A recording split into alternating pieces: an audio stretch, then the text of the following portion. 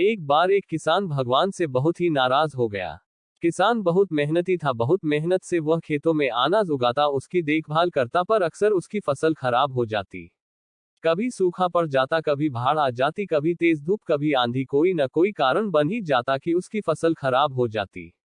एक दिन वह किसान गुस्से में आसमान की ओर देखकर भगवान से कहा, हे ईश्वर, आपको लोग सर्वज्ञता मानते हैं कि आप सब जानते हैं, कहते हैं कि आपके इच्छा के बिना एक भी पत्ता नहीं हिलता, पर मुझे तो लगता है कि आप छोटी सी छोटी बात भी नहीं जानते। आपको तो ये भी नहीं पता कि खेती बाड़ी कैसे करते हैं। अगर आप जानते होते तो हर समय जो बाढ़, आंधी और तूफान आते हैं वो कभी नहीं आते। आप नहीं जानते कि कितना नुकसान उठाना पड़ता है हम किसानों को।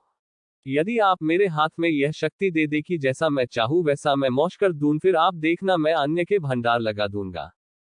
भगवान इस किसान के तीखे वाक्य सुनकर मुस्कुरा रहे थे और वह किसान के सामने प्रकट होकर बोले, मैं आज से तुझे यह शक्ति देता हूं कि तुम अपनी खेतों पर तुम्हारी जैसी इच्छा ही तुम वैसा मौसम कर दोगे। मैं बिल्कुल भी दखल नहीं दूंगा, तुम्हारी इच्छा से सब कुछ होगा। किसान बहुत खुश हो गया।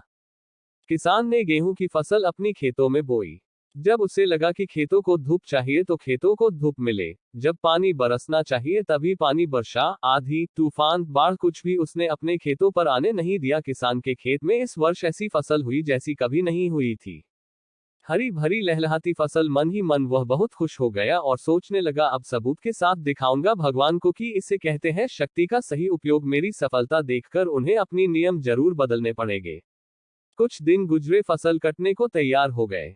किसान बहुत उत्सुकता के साथ फसल को काटने लगा, पर जैसे ही उसकी नजर गेहूं की बालियों पर गया तो उसने अपना सिर पीट लिया और वह रोने चिल्लाने लगा।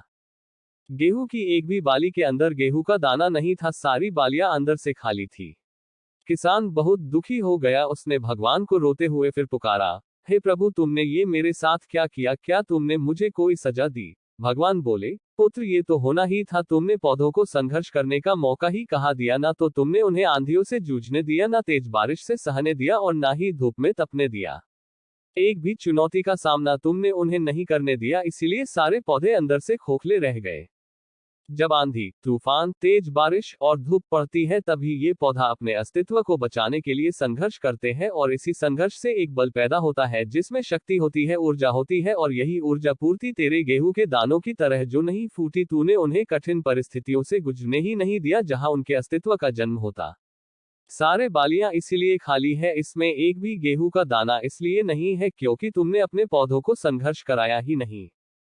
याद रखिए, स्वर्ण में सवर्णीय आभा तभी आती है जब वह आग में तपने, गलने और हथौड़े से पीटने जैसे संघर्षों से गुजरता है।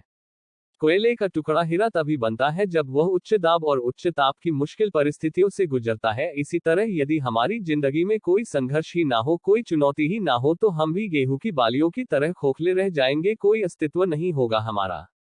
विपरीत परिस्थितियां, चुनौतियां, समस्याएं हमें और अधिक निखारती है। यदि जीवन में कठिन परिस्थितियां और चुनौतियां आए तो घबराना मत, बल्कि सामना करना।